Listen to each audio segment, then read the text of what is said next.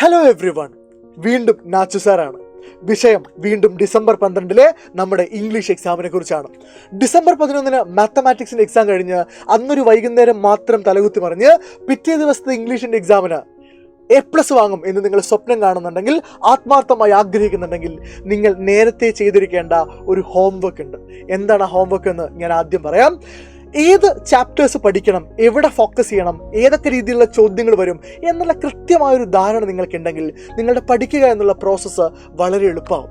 എവിടെ പഠിക്കണം, ഏത് പഠിക്കണ്ട, ഏത് ചോദ്യം ചോദിക്കില്ല എന്നതൊക്കെ വളരെ ഇമ്പോർട്ടൻ്റ് ആയിട്ടുള്ള അണ്ടർസ്റ്റാൻഡിംഗ് ആണ്, considering the fact that we only have limited amount of time before the examination. So നിങ്ങൾ എന്താ ചെയ്യേണ്ടത്? ചെയ്യേണ്ട കാര്യം സിമ്പിളാണ്, കേട്ടോളൂ. 2023 മുതൽ പിറകോട്ട് ഒരു 3-4 വർഷത്തെ പ്രീവിയസ് ഇയർ ക്വസ്റ്റ്യൻസ് മുഴുവൻ അരിച്ചു വെറുക്കാം. എന്നിട്ട് ഓരോ ചാപ്റ്ററിൽ നിന്നും എവിടെ നിന്നൊക്കെയാണ് ചോദ്യം വന്നത്, ഏത് രീതിയിലാണ് ചോദ്യങ്ങൾ വന്നത് എന്ന് ചാർട്ട് ചെയ്യാം. അപ്പോൾ നമുക്ക് മനസ്സിലാവും ഈ ചാപ്റ്ററിൽ ഇങ്ങനെയൊക്കെയാണ് ചോദ്യങ്ങൾ വരിക. എന്നാൽ ഈ ചാപ്റ്ററിൽ നിന്ന് കഴിഞ്ഞ വർഷം ക്യാരക്ടർ സ്കെച്ച് ചോദിച്ചിട്ടുണ്ട്, അതുകൊണ്ട് അത് തന്നെ ചോദിക്കാൻ സാധ്യതയില്ല. ഈ ചാപ്റ്ററിൽ നിന്നാണ് കഴിഞ്ഞ വർഷം പാസേജ് വന്നത്, അതുകൊണ്ട് ഉറപ്പായിട്ടും ഈ തവണ ആ ചാപ്റ്ററിൽ നിന്ന് പാസേജ് വരില്ല. ഈ ചാപ്റ്ററിൽ നിന്നാണ് കഴിഞ്ഞ തവണ ഫോർമൽ ലെറ്റർ ചോദിച്ചത്, അതുകൊണ്ട് ഈ ചാപ്റ്ററിന് ഇത്തവണ ഫോർമൽ ലെറ്റർ വരാനുള്ള സാധ്യത കൂടുതലുണ്ട്. ഇതൊക്കെ എളുപ്പത്തിൽ മനസ്സിലാക്കിയാൽ നിങ്ങൾക്ക് ആ വൈകുന്നേരം നമ്മുടെ ആ പബ്ലിക് മെഗാ മാരത്തൺ കൂടെ കണ്ടാൽ അടിപൊളിയായിട്ട് പരീക്ഷ എഴുതാൻ കോൺഫിഡൻ്റ് ആയിട്ട് പോകാം. പക്ഷെ സാർ, ഇത് ചെയ്യാൻ ഞങ്ങളുടെ കയ്യിൽ സമയമില്ല. കാരണം ഞങ്ങൾക്ക് ഒരുപാട് കാര്യങ്ങൾ വേറെയും പഠിക്കാനുണ്ട്. കുറച്ച് ദിവസം മുമ്പ് ഞാൻ ചെയ്യേണ്ട കാര്യമായിരുന്നു, പക്ഷെ ഇനിയിപ്പോൾ പറഞ്ഞിട്ട് എന്താ സാർ കാര്യം? But don't worry, I got U covered. ഞാൻ നിങ്ങൾക്ക് വേണ്ടി അത് ചെയ്തിട്ടുണ്ട്. അത്യാവശ്യം സമയമെടുത്ത്, അത്യാവശ്യം എഫേർട്ട് ഇൻവെസ്റ്റ് ചെയ്ത് ഞാൻ പ്രിപ്പയർ ചെയ്യുന്നൊരു വീഡിയോ ആണ്. ഒരു കുഞ്ഞു വീഡിയോ ആണ്, പക്ഷേ നിങ്ങൾക്കത് അങ്ങേയറ്റത്ത് യൂസ്ഫുൾ ആയിരിക്കും. നിങ്ങളുടെ ഒരുപാട് സമയം സേവ് ചെയ്യാൻ ഈ വീഡിയോ കാരണവും. അതുകൊണ്ട് തന്നെ മാക്സിമം ഈ വീഡിയോ സ്കിപ്പ് ചെയ്യാതെ അവസാനം വരെ കാണുക. ഇപ്പം തന്നെ ആ വീഡിയോക്ക് ഒന്ന് ലൈക്ക് ചെയ്യുക, ഈ എഫേർട്ടിന് ഒരു റെസ്പെക്റ്റ് എന്നുള്ള രീതിയിൽ. നിങ്ങൾക്ക് ഇഷ്ടപ്പെട്ടാൽ ലൈക്ക് ചെയ്യാം. ആൻഡ് അടുത്തൊരു കാര്യം, ഈ വീഡിയോ നിങ്ങളുടെ അഭിപ്രായങ്ങൾ, നിങ്ങളുടെ പരാതികൾ, നിങ്ങളുടെ എക്സൈറ്റ്മെൻറ്റ് ഒക്കെ എന്ത് ചെയ്യുക, ഇതിൻ്റെ കമൻറ്റ് ബോക്സിൽ അറിയിക്കുക. ഓക്കെയാണോ? റെഡി. ഇനി നമ്മൾ തിരിച്ചു വരികയാണ്. 2023 ആദ്യം നമ്മൾ പാസേജ് നോക്കുന്നു. 2023 സ്കോളർഷിപ്പ് ജാക്കറ്റ് എന്ന് പറഞ്ഞ ചാപ്റ്ററിൽ നിന്നാണ് പാസേജ് ചോദിച്ചത്. 2022 ബെസ്റ്റ് ഇൻവെസ്റ്റ്മെൻറ്റ് എവർ മെയ്ഡ് എന്നാണ്. 2019 ബെസ്റ്റ് ഇൻവെസ്റ്റ്മെൻറ്റ് എവർ മെയ്ഡ് ആണ്. 2018 ഡേഞ്ചർ ഓഫ് എ സിംഗിൾ സ്റ്റോറിയാണ്. 2017 പ്രൊജക്ട് ടൈഗർ ആണ്. സർ, അപ്പം നമുക്ക് മനസ്സിലാക്കുന്ന കാര്യം, ഈ ബെസ്റ്റ് ഇൻവെസ്റ്റ്മെൻറ്റ് എവർ മെയ്ഡ് 2 തവണ അടുപ്പിച്ച് വന്ന് നിങ്ങൾ ശ്രദ്ധിക്കേണ്ട. അതിനിടയ്ക്ക് 2 വർഷത്തെ ഗ്യാപ്പ് ഉണ്ട്. കാരണം കൊറോണ ആയതുകൊണ്ട് 2020-ലും 2021-ലും ക്രിസ്മസ് എക്സാം നടന്നിട്ടില്ല. നമുക്ക് മനസ്സിലാവുന്ന കാര്യം, പാസേജിൽ നിന്ന് ഒരേ ചാപ്റ്ററിൽ നിന്ന് കോൺസിക്യൂട്ടീവ് ഇയേഴ്സിൽ എന്ത് ചെയ്യാറില്ല, ചോദ്യം വരാറില്ല. അപ്പോൾ നമുക്ക് സ്കോളർഷിപ്പ് ജാക്കറ്റിന് ആയിരിക്കില്ല ഇത്തവണ പാസേജ് കോംപ്രിഹെൻഷൻ വരിക എന്ന് ഓൾമോസ്റ്റ് ഷുവറാണ്. ഇനി നിങ്ങൾ പോയം കോംപ്രിഹെൻഷനിലേക്ക് വന്നോളൂ. 2023 ബ്ലോയിങ് ഇൻ ദ വിൻഡിൽ നിന്നാണ് പോയം കോംപ്രിഹെൻഷൻ വന്നത്. വെയിറ്റ്. കാരണം 2023 ഓണപ്പരീക്ഷയിൽ ഫസ്റ്റ് ടേം എക്സാമിൽ ബ്ലോയിങ് ഇൻ ദ വിൻഡ് എന്ന് ചോദ്യം വന്നില്ല. അപ്പം ഞങ്ങൾക്ക് ഉറപ്പായിരുന്നു എന്ത്, 2023 ക്രിസ്മസ് എക്സാമിൽ ബ്ലോയിങ് ഇൻ ദ വിൻഡ് ഇങ്ങോട്ട് എടുത്തു, എന്നിട്ട് അതൊന്ന് എന്ത് ചെയ്യും, ചോദ്യം ചോദിക്കും. കഴിഞ്ഞ ഓണപ്പരീക്ഷയുടെ, അത് നിങ്ങൾ എഴുതിയല്ല, 2023 ഓണപ്പരീക്ഷയുടെ ലൈവിൽ ബ്ലോയിങ് ഇൻ ദ വിൻഡും ഞാൻ എന്ത് ചെയ്തിട്ടുണ്ട്, ലൈവിൽ പഠിപ്പിച്ചിട്ടുണ്ട്. അതിൻ്റെ ഒക്കെ ഡിജിറ്റൽ എവിഡൻസ് അവിടെയുണ്ട്. നിങ്ങൾക്ക് സമയം ഉണ്ടെങ്കിൽ പോയി നോക്കാം, വേണ്ടത് സമയം വേസ്റ്റ് ചെയ്യേണ്ട. ഓക്കെ.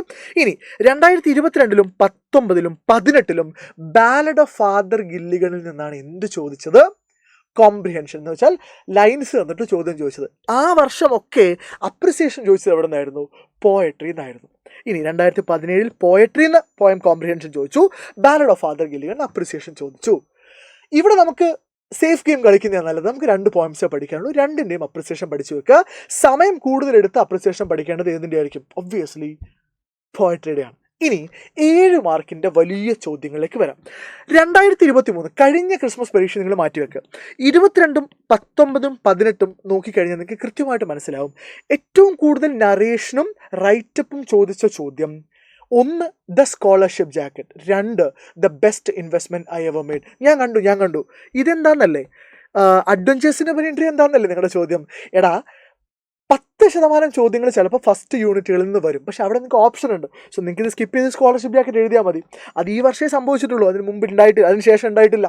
ഓക്കെ, അപ്പോൾ അതുകൊണ്ട് ടെൻഷൻ ആവണ്ട. പക്ഷേ ഇങ്ങനെയൊക്കെയാണ് കഴിഞ്ഞ വർഷങ്ങളിൽ ചോദിച്ചതെങ്കിലും തൊട്ട് മുമ്പത്തെ അല്ലേ, ഇമ്മീഡിയറ്റ് ആയിട്ട് നടന്ന എക്സാമിൽ 2023 ഡേഞ്ചർ ഓഫ് എ സിംഗിൾ സ്റ്റോറിയിൽ നിന്നാണ് നറേഷൻ ചോദിച്ചത്. നെവർ നെസ്റ്റ് എന്നാണ് റിവ്യൂ ചോദിച്ചത്. സ്കോളർഷിപ്പ് ജാക്കറ്റൊന്നും വന്നില്ല, ബെസ്റ്റ് ഇൻവെസ്റ്റ്മെൻറ്റ് എവർ മെയ്ഡൊന്നും വന്നില്ല. വിച്ച് മീൻസ് നമ്മൾ ഇത്രയും കാലം വലിയ ശ്രദ്ധ കൊടുക്കാതെ പോയൊരു ചാപ്റ്ററാണ് the never nest written by Cedric Mann. അല്ലെങ്കിൽ danger of a single story പോലും നമുക്ക് വലിയ ഇമ്പോർട്ടൻസ് ഉണ്ടായിരുന്നില്ല. പക്ഷേ അത് നിങ്ങൾ ഒന്ന് ഓർമ്മിച്ച് വെക്കുന്നത് നല്ലതാണ്. നെവർ നെസ്റ്റിൽ വേറെ ഒന്നും ചോദിക്കില്ല. ഞാനത് 2023 ക്രിസ്മസ് എക്സാമിൻ്റെ മെഗാ മാരത്തൺ ഉണ്ടല്ലോ, ആ മെഗാ മാരത്തൺ ഞാൻ കൃത്യമായി പറഞ്ഞിട്ടുണ്ട്. അതിൽ നിന്നൊരു ചോദ്യം വരുന്നുണ്ടെങ്കിൽ അത് ഈ പറയുന്ന ഇൻസ്റ്റാൾമെൻറ്റ് സിസ്റ്റത്തെക്കുറിച്ചായിരിക്കും. ചുമ്മാ പറയുക മാത്രമല്ല, അത് ഞാൻ ലൈവിൽ പഠിപ്പിക്കുകയും കൂടെ ചെയ്തിട്ടുണ്ട്. ഡിജിറ്റൽ എവിഡൻസ് അവിടെ കിടപ്പുണ്ട്. I'm not bluffing. Okay, I know what I'm talking. അപ്പോൾ ഞാൻ പറഞ്ഞത് ഇവിടെയും കൂടെ നിങ്ങളൊന്ന് ഫോക്കസ് ചെയ്യണം, കാരണം നമുക്ക് അതിനുള്ള എവിഡൻസ് ഉണ്ട്. ഇനി 5 മാർക്കിൻ്റെ ചോദ്യങ്ങളിലേക്ക് വരുവാണെങ്കിൽ നിങ്ങൾക്ക് 3 ചോദ്യങ്ങളാണ് തരും, അതിൽ 2 എണ്ണം എഴുതിയാൽ മതി. നിങ്ങൾ നോക്കിയേ, കഴിഞ്ഞൊരു 3 വർഷം നോക്കിക്കഴിഞ്ഞാൽ ഈ 3 വർഷവും നിർബന്ധമായിട്ടും ആര് വന്നിട്ടുണ്ട്?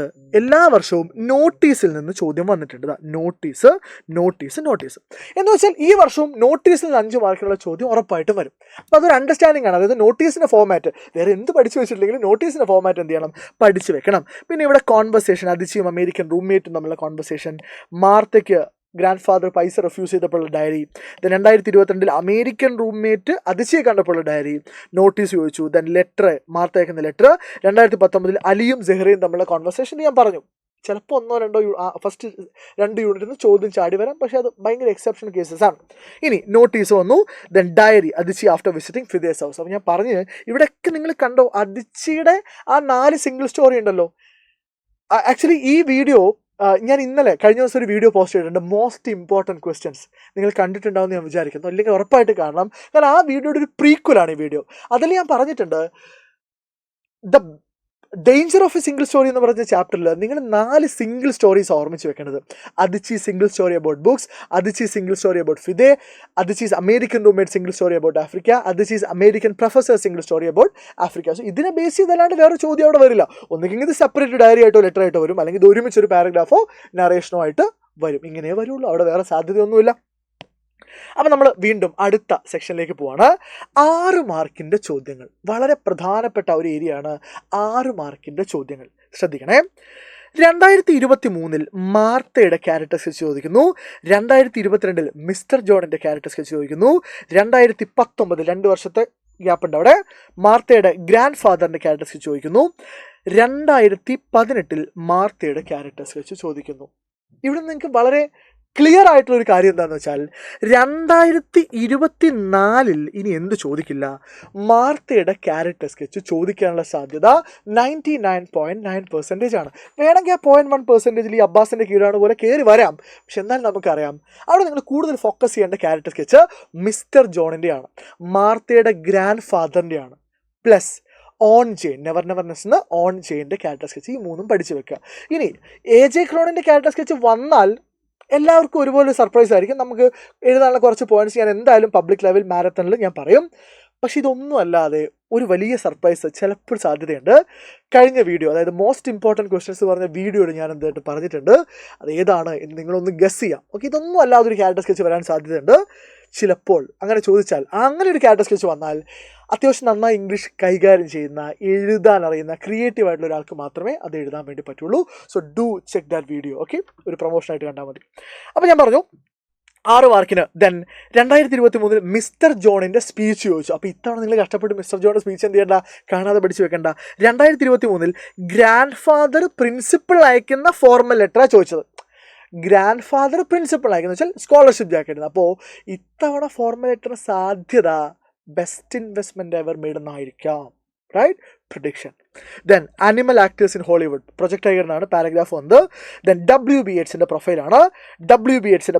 പക്ഷേ WBH തന്നെ ഇത്തവണ പ്രതീക്ഷിക്കരുത്. കാരണം നിങ്ങളുടെ ഓണപരീക്ഷയിൽ 2024 ഓണപരീക്ഷയിലെ പ്രൊഫൈല് സാമുവൽ ടൈലർ കോൾഡ്രിഡ്ജിൻ്റെ ആയിരുന്നു. നിങ്ങൾക്ക് പഠിക്കാനുള്ള ആളാണോ അത്? അല്ല, അത് വില്യം വേർഡ്സ്വർത്തിൻ്റെ ഫ്രണ്ടാണ്. പക്ഷെ അങ്ങനെയൊക്കെ വരാം. പക്ഷെ വന്നാലും നിങ്ങൾ ഉറപ്പായിട്ടും പ്രൊഫൈൽ എഴുതണം. കാരണം പ്രൊഫൈൽ 6 മാർക്ക് നിങ്ങൾക്ക് എളുപ്പത്തിൽ കിട്ടുന്നതാണ്. ദെൻ 2018 സ്റ്റാറ്റിസ്റ്റിക്സ് കൂടെ, ഡാറ്റ കൂടെ ഞാനിവിടെ കൊടുത്തിട്ടുണ്ട്. ഓക്കെ, സോ ഞാൻ വിശ്വസിക്കുന്ന കാര്യം ഈ എടുത്ത ഹാർഡ് വർക്ക്, ഈ ഇൻവെസ്റ്റ് ചെയ്ത സമയം നിങ്ങൾക്ക് യൂസ്ഫുൾ ആയിട്ടുണ്ടെന്നാണ്. അത് യൂസ്ഫുൾ ആയിട്ടുണ്ടെങ്കിൽ ഉറപ്പായിട്ട് നിങ്ങൾ കമൻറ്റ് ബോക്സിൽ യൂസ്ഫുൾ ആണ് എന്ന് വന്ന് പറയണം. നിങ്ങൾ മാക്സിമം ആളുകളിലേക്ക് ഈ വീഡിയോയുടെ ലിങ്ക് ഷെയർ ചെയ്യണം. കാരണം ഈ 10 മിനിറ്റ് കൊണ്ട് ചിലപ്പോൾ നിങ്ങൾക്ക് 1 മണിക്കൂർ, 2 മണിക്കൂർ, 3 മണിക്കൂറൊക്കെ സേവ് ചെയ്യാൻ വേണ്ടി പറ്റും നിങ്ങളുടെ എക്സാമിന് വേണ്ടി. അപ്പോൾ ഞാൻ പറഞ്ഞു വന്ന കാര്യം ഞാൻ ഒന്നുകൂടെ സമ്മറൈസ് ചെയ്യാണ്. ഈ പറയുന്ന അനാലിസിസ് മുഴുവൻ നടത്തിയാണ് 2024 ഡിസംബർ 11 രാത്രി 7 മണിക്ക് ഞങ്ങൾ ലൈവിൽ വരുന്നത്, മെഗാ മാരത്തോണിൽ വരുന്നത്. സോ ആ മാരത്തോൺ നിങ്ങൾ ഒരു കാരണവശാലും മിസ് ചെയ്യരുത്. നിങ്ങൾക്കുള്ള എല്ലാ സംശയങ്ങളും നമ്മൾ ആ ലൈവിൽ തീർക്കും. നിങ്ങൾ പഠിക്കേണ്ട മുഴുവൻ കാര്യങ്ങളും നമ്മളവിടെ പഠിപ്പിക്കും. ഗംഭീരമായി ഇത്തവണത്തെ ഇംഗ്ലീഷിൻ്റെ എക്സാം നമ്മൾ നേടും.